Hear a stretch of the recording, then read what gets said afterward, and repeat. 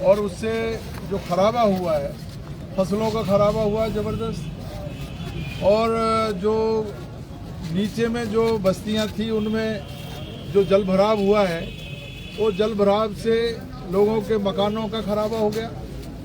कई जगह बिजली के करंट आ गए, जानवर हताहत हो गए और कई गरीब परिवारों के सामने रोजी रोटी का संकट पैदा हो गया। उनके बाल बच्चे घरों से निकल करके और बाहर सड़कों पर पड़े हुए हैं। ये सारी बातों को लेकर के हमने अभी कलेक्टर साहब को ज्ञापन दिया है और हमने उनसे अनुरोध किया है कि अतिवृष्टि में जो हताहत हुए हैं, नुकसान हुआ है, किसान है, मजदूर है या जो गरीब परिवार है, उन सब परिवारों को आपदा प्रबंधन के तहत राहत दी जाए।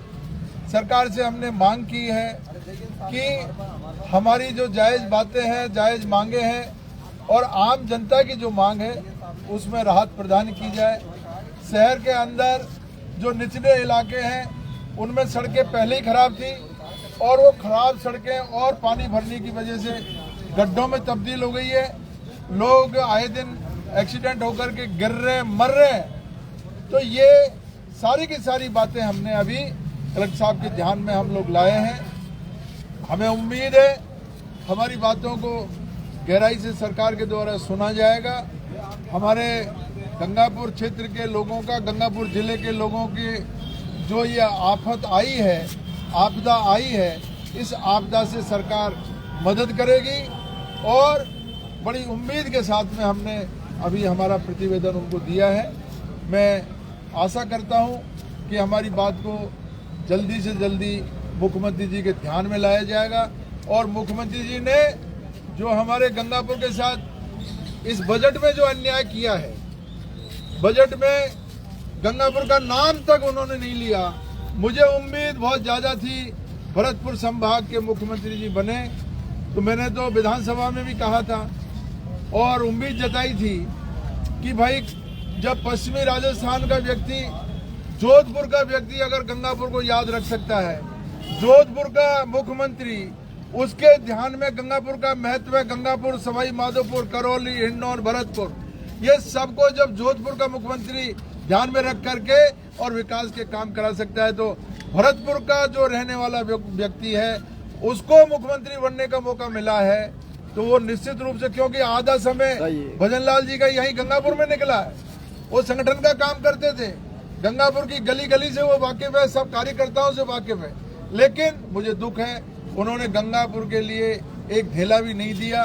टूटी सड़कें और बदहाल हो गई है, कोई पानी के लिए हम परेशान हैं, बिजली के लिए बहुत हालत खराब है और अब ऊपर से ये जो अतिवृष्टि हुई है इसने लोगों की कमर तोड़ दी है। मैं सरकार से अनुरोध करूंगा कि इसमें गंगापुर के लोगों का ध्यान रखे और उनकी मदद करे। 2 दिन में आपने जो सर्वे किया है अलग अलग इलाकों में, क्या फीडबैक निकल करके आया, स्थिति है क्या? इसमें एक तो खुशी इस बात की है कि बहुत साल बाद में, करीब 40 साल बाद में ऐसी बरसात हुई है। नदी, नाले, पोखर सब में पानी देखने को मिल रहा है और सब कुंडे, तालाब लबालब भर गए। लेकिन इसके साथ में जो कहर बरपा है वो हमारे किसानों के ऊपर, कहर बरपा है हमारे गरीबों के ऊपर, कहर बरपा है शहर की निचली आबादियों के जो लोग रह रहे हैं उनके ऊपर बरपा। तो ये बड़ा जो व्यक्ति है, बड़ा किसान है या जो पैसे वाला व्यक्ति है वो तो अपना जीवन निकाल लेगा, लेकिन जो गरीब लोग हैं, जो हैंड टू माउथ है, रोज पैदा करके रोज खाने वाले लोग हैं, उनके सामने बड़ी विकट स्थिति हो गई है। इंदिरा रसोई में जो आवक 100, 150, 200 आदमियों की हुआ करती थी, आज और शाम से मैं देख रहा हूँ 500-500 आदमी आ रहे हैं। लोगों का घरों का चूल्हा नहीं जल रहा है। सरकार को इस पे ध्यान देना चाहिए। मैं गंभीर नदी पे गया, गंभीर नदी में भी वहाँ पर जो खंडीपाला निकट है उसकी भी बहुत दुर्दशा हो रही है और आसपास में जो भी छोटे छोटे तालाब थे उन तालाबों से ओवरफ्लो होकर के बस्तियों में पानी भर गया। सरकार को ध्यान देना चाहिए, प्रशासन को ध्यान देना चाहिए। आप क्या अभी तक प्रशासनिक व्यवस्थाओं से संतुष्ट है नहीं है? अगर मैं संतुष्ट होता तो मैं यहाँ ज्ञापन देने के लिए नहीं आता।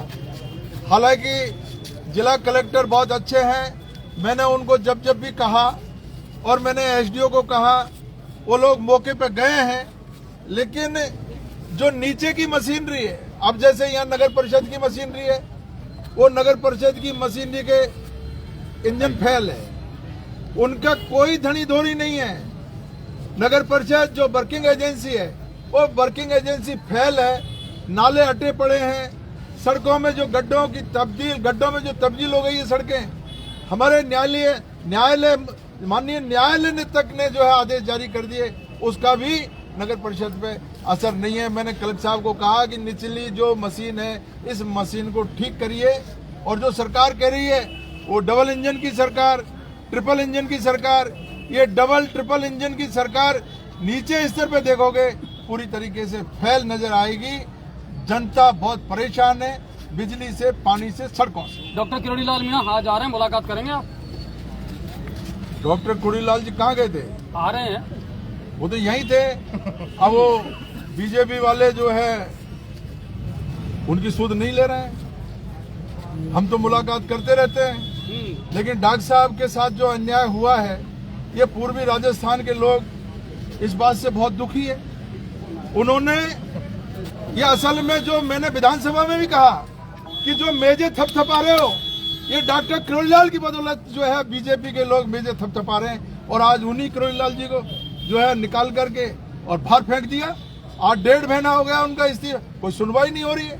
अब अंदर खाने क्या खिचड़ी पकी है पता नहीं लग रहा है, लेकिन अब किरोड़ीलाल जी भी, लेकिन मुझे जो लग रहा है किरोड़ीलाल जी ने जो ये आफत आई है, आपदा आई है, इस आपदा को ध्यान में रख करके उन्होंने ये देखा होगा, क्योंकि वो जिम्मेदार है, उन्होंने पूर्वी राजस्थान के लोगों की सेवा की है।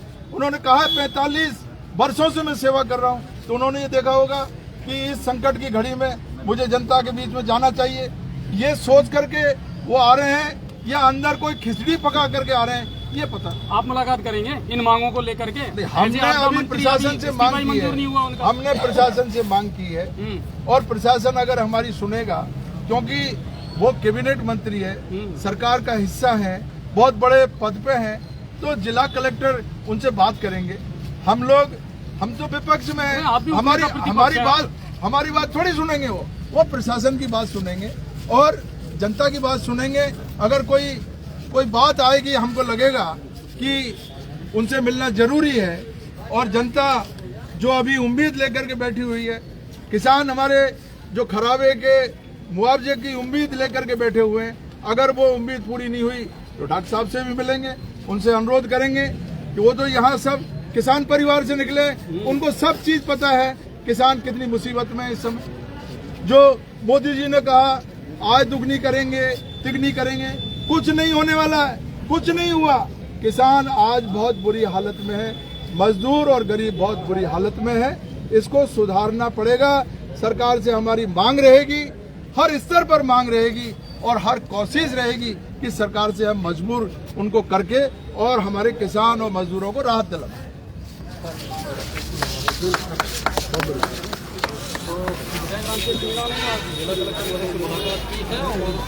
इस आपदा की घड़ी